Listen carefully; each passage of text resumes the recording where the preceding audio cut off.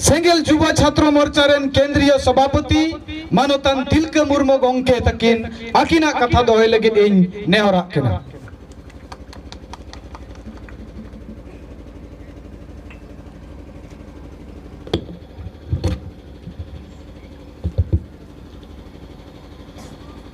तेहें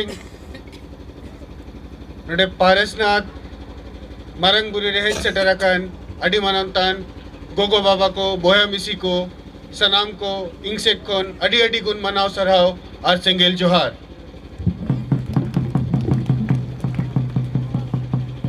आज आदिवासी समाज बहुत कुछ खोने की कगार पर है।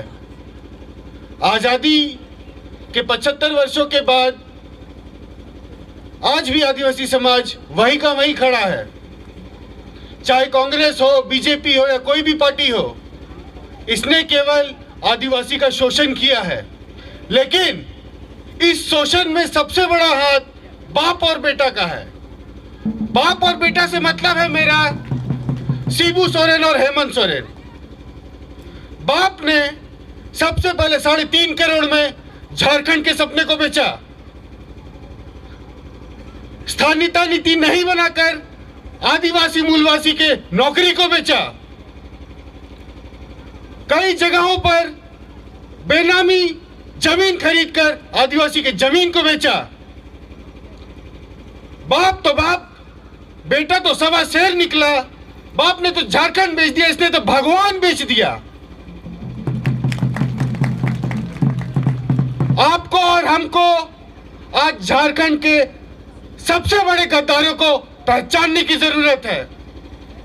आज हमारे एमपी, एमएलए, मंत्री, मुख्यमंत्री, यहां तक कि राष्ट्रपति भी इन बातों पर चुप है। लुगुबुरु, मारंगबुरु, राजरप्पा, सारा भगवान मिट रहा है। जागो आदिवासी जागो, वरना तुम्हारा भगवान भी बिक जाएगा। जमीन तो बिक गया, नौकरी तो बिक गया, झारखंड भी बिक गया, भगवान को भी बिकने दोगे? एक साथ खड़ा होने की जरूरत है।